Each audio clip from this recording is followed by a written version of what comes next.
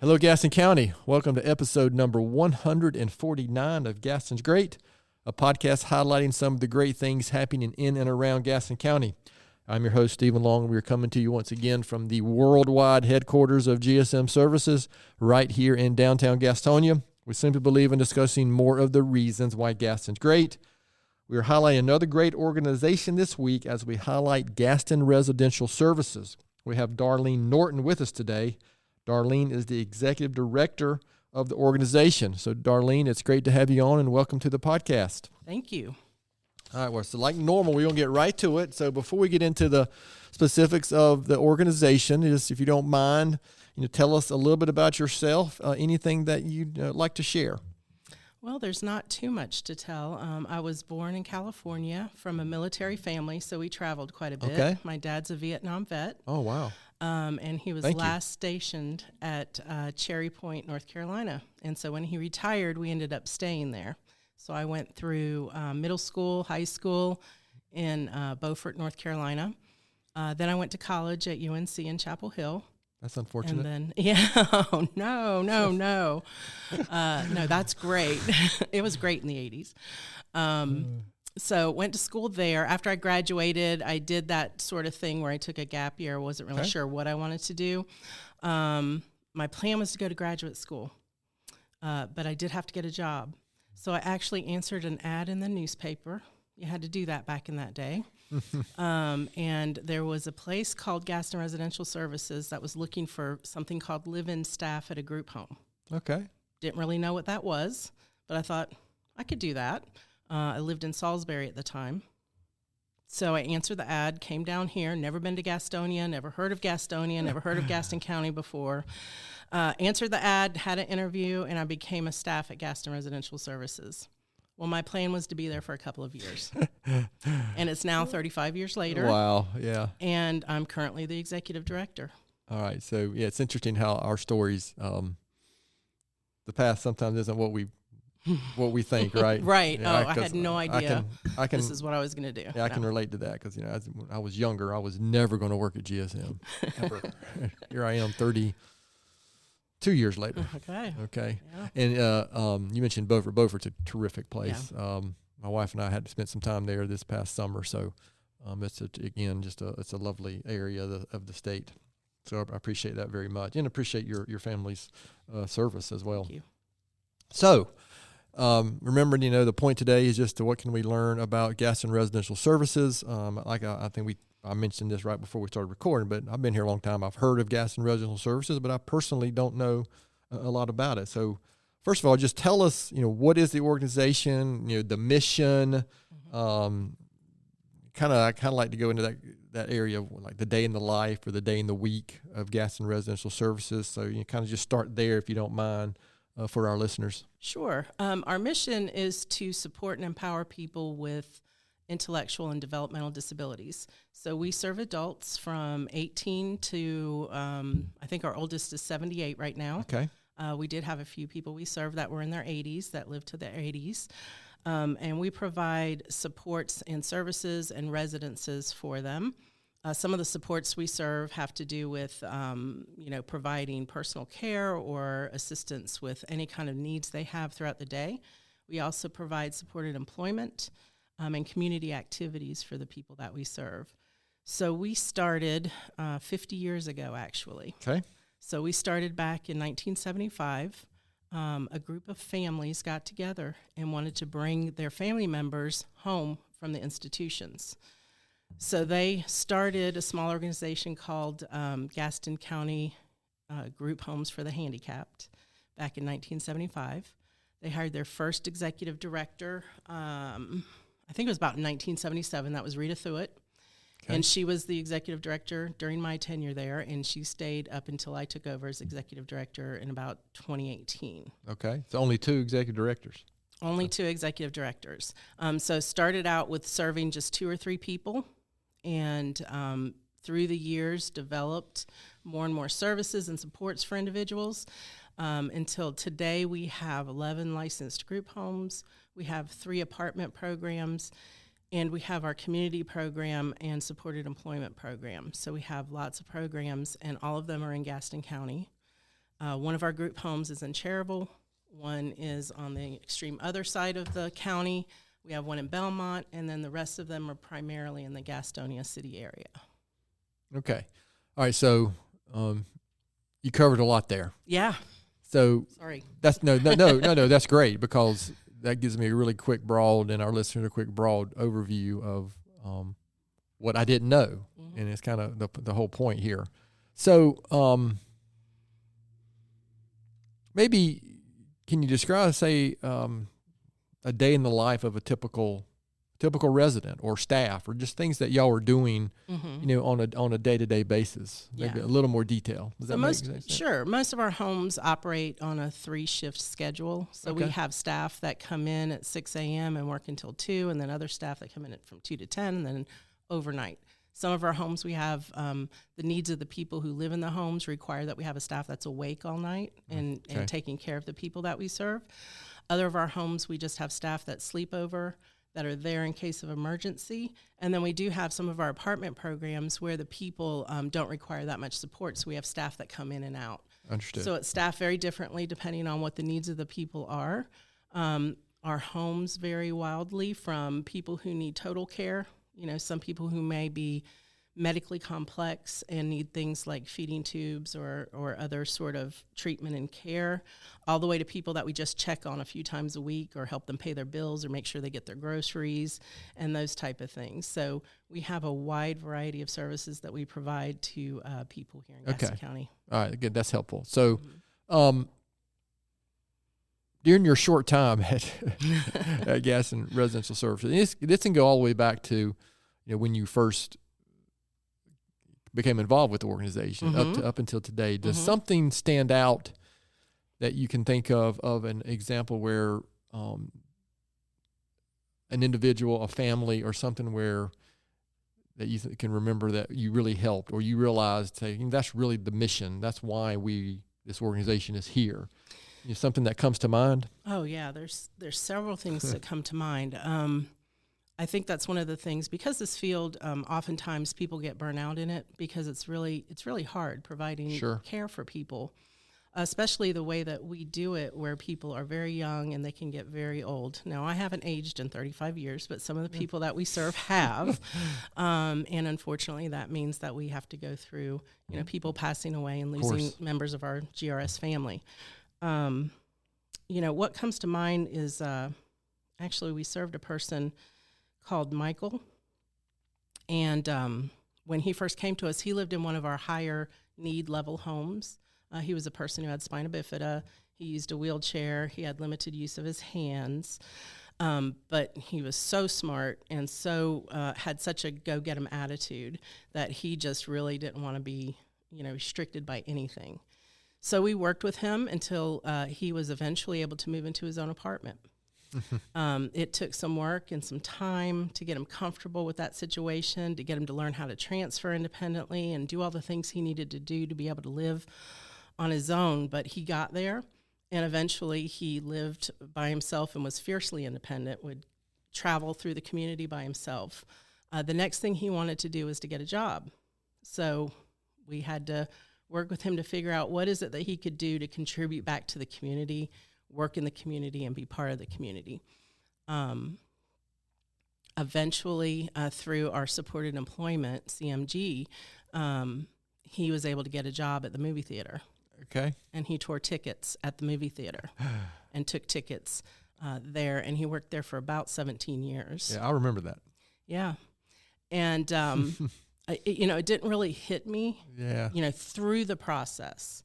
Of all the trials and tribulations through that process. But unfortunately, he did pass away. He became very ill and passed away.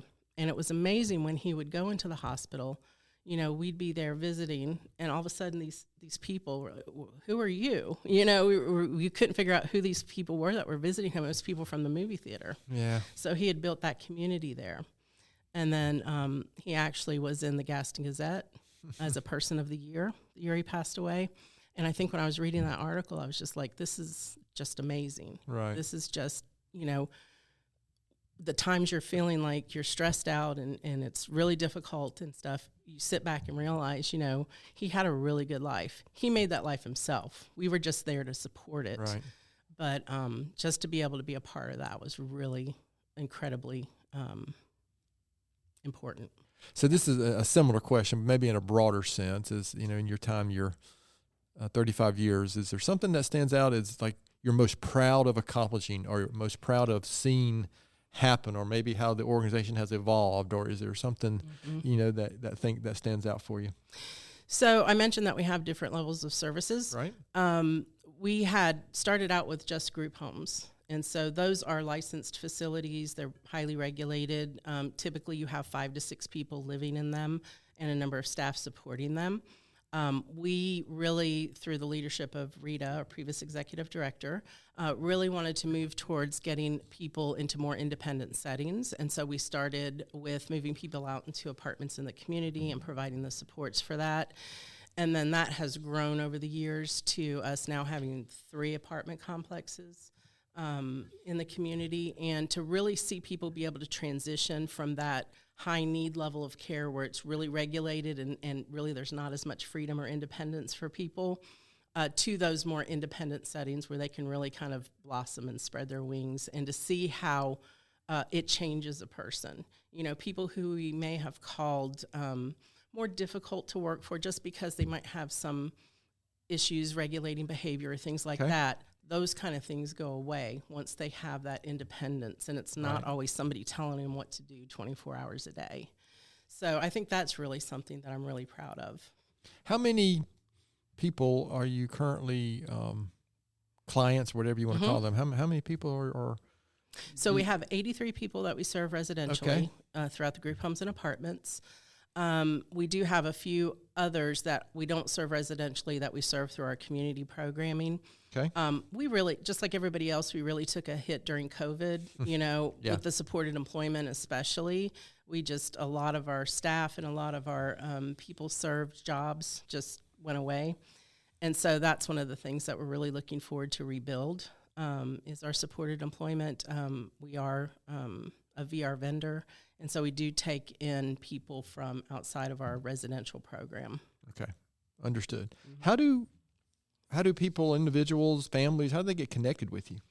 How do y'all find out about needs and vice versa?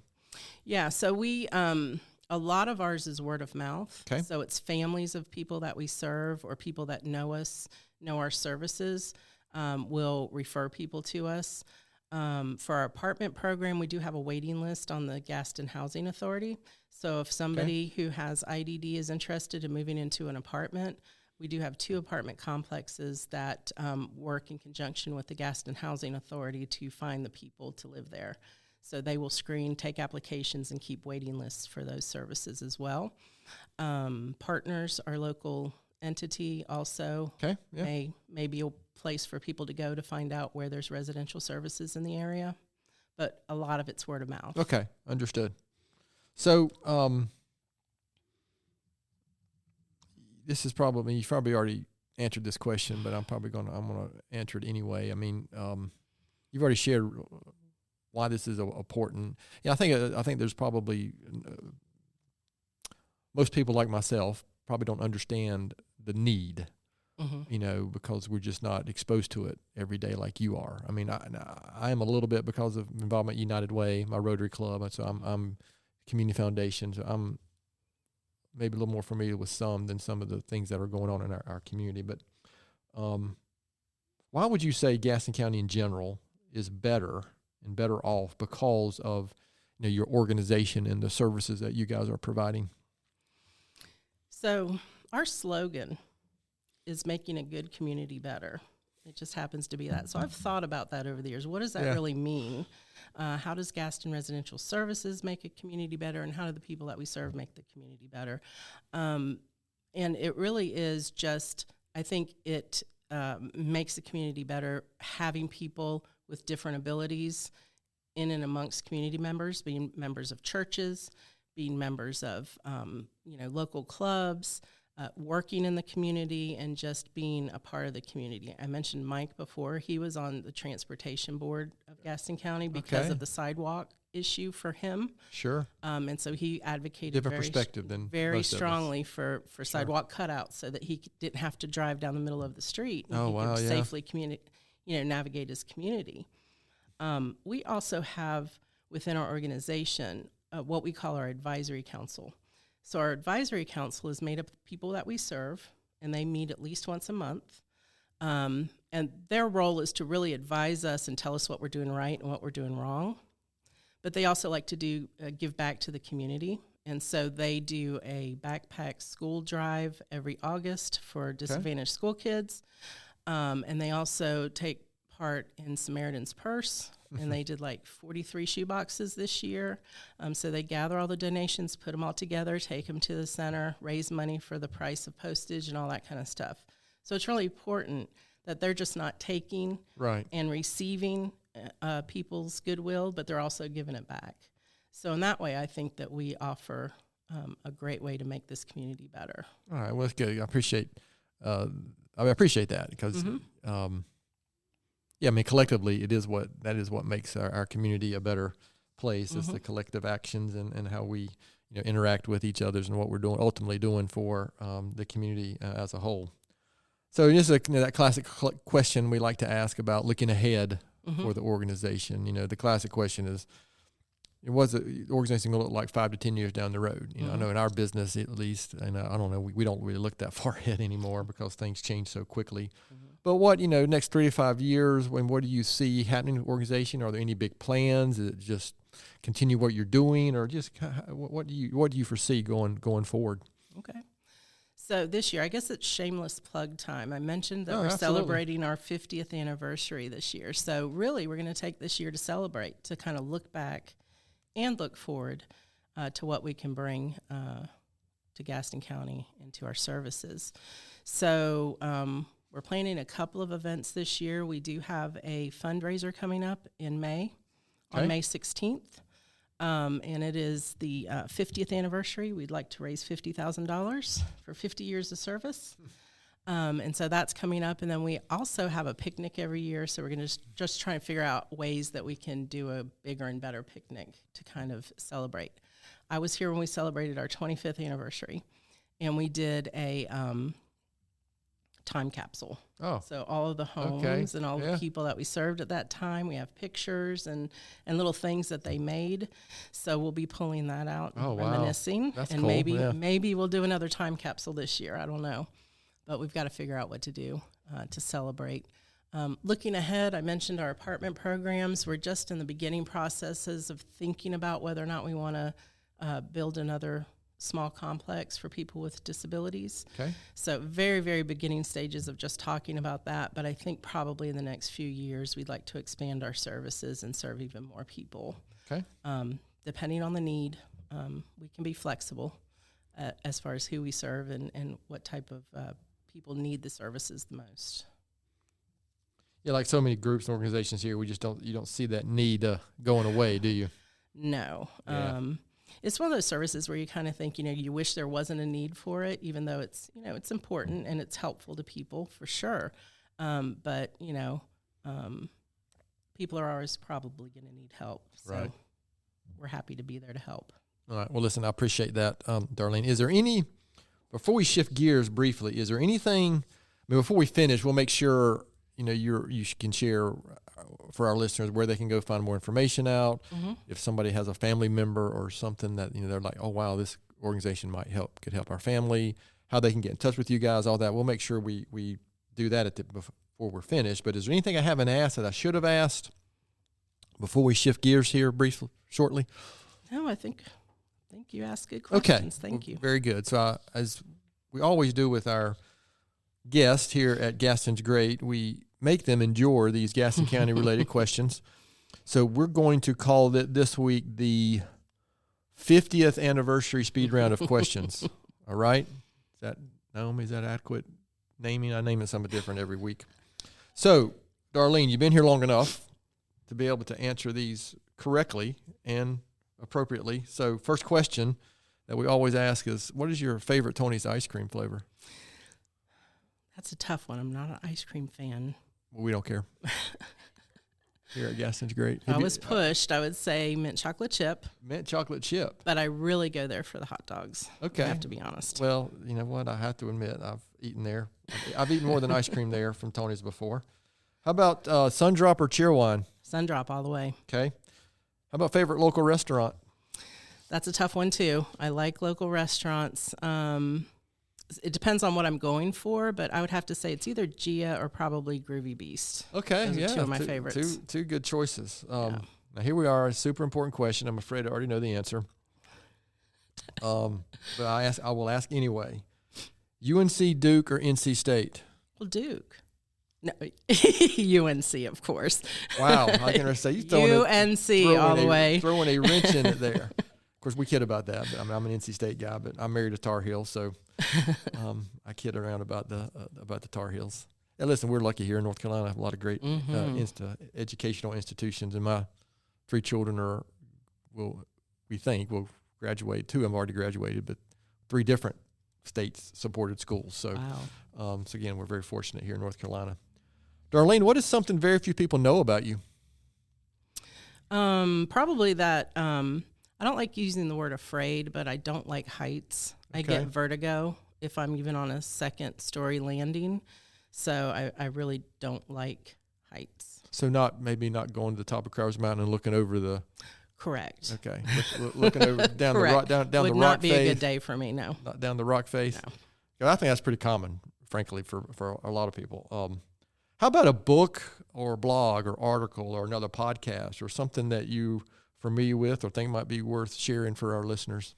Well, so most of the things I have to read have to do with like policy and regulations, so I don't know in good consciousness if I could give that recommendation. The last book I read, I did read Hillbilly Elegy, because it was topical. Sure. And I figured might as well read it. That's interesting. And it was a really good book. You know what, I have to admit, that's one I haven't read. Obviously, I heard a lot about it because I try to pay attention to at least it was what's in the news on. for some reason. I'm not really sure what that was, but well, we won't go there. No, please. So listen, I appreciate you indulging us on a few of these Gaston County related questions, even though your college answer was not correct.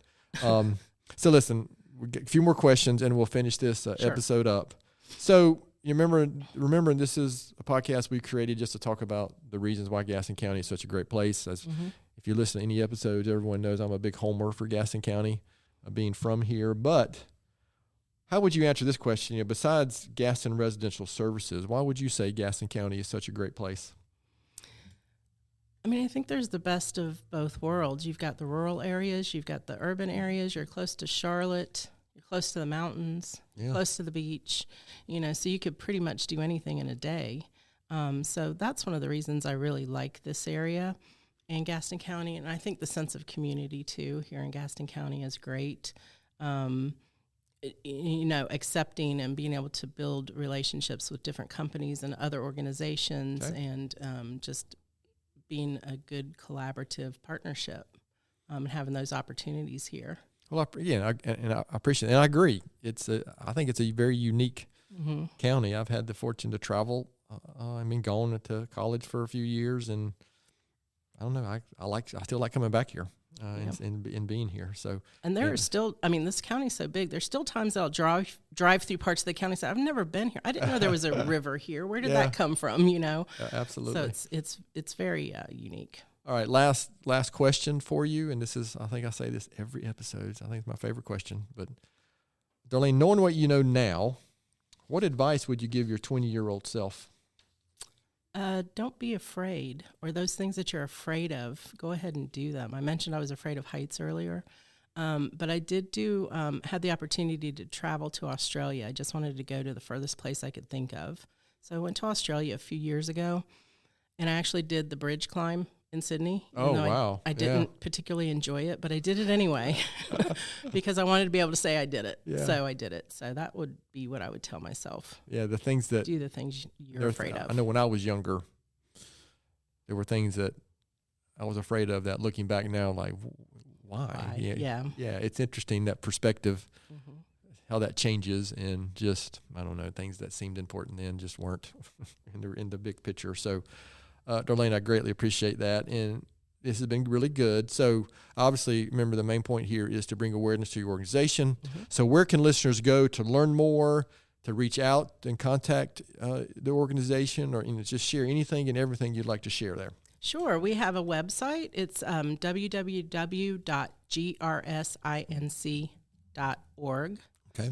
And you can find most anything on that website. We have information on our fundraiser coming up. We have information on our organization. There's applications for services. You can contact us for that. We have job applications there if anybody's looking for a job. We employ about 135 people. Oh, wow. We're as most people in our industry, chronically underemployed, but we're doing pretty well now, but we'll always take applications. And so that website is a great place to go. Okay. Any social media? We are on Facebook. Okay. Gaston Residential Services. Great. Mm-hmm. All right. Well, listen, I appreciate that. So maybe there'll be a listener who's touched, or maybe a listener who has a family member or something that somebody might be struggling with something. And that's one of the whole points of doing this week to week is that we want to bring awareness to organizations and maybe an organization that somebody's not familiar with, as I was today. So I appreciate that very much. I'm going to finish up with my own book recommendation and thought for the week like I typically do. And I think I've shared maybe one book of this gentleman's before today, but Donald Miller is somebody I follow. And he wrote a book. This is actually, it's not old, but for some of the books I recommend, it might be. I think he wrote this in 2008, 2009, called A Million Miles in 1,000 Years.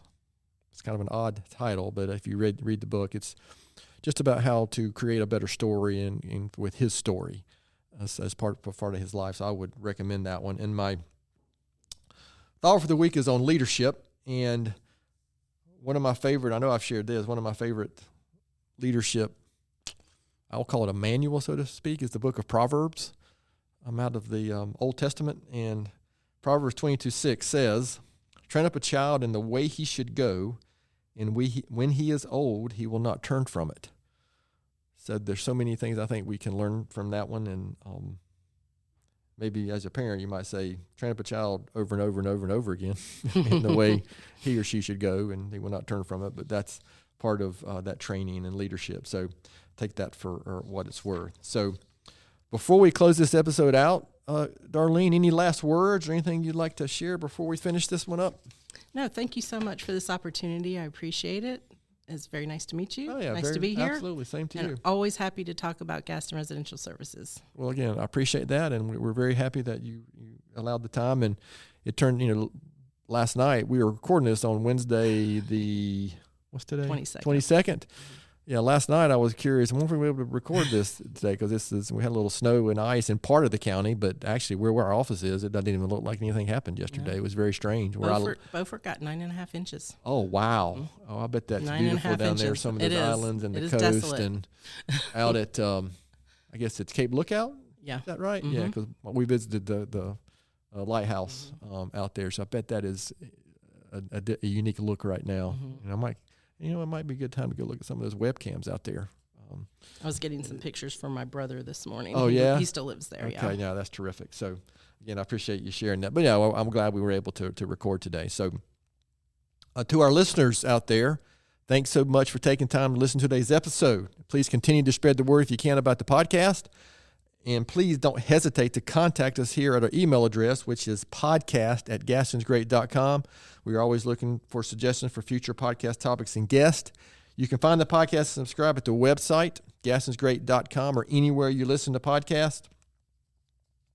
And please continue to follow us on all our social media platforms as well. And give us a good 5-star rating. As Naomi reminds me, it gets us noticed. Thanks again to Darlene for being our guest today. Gaston's Great is produced and brought to you by Amy Anderson and Naomi Hunt from GSM Services. I'm your host, Stephen Long. Thanks again for hanging out with us, and please keep coming back to hear more reasons why Gaston's great.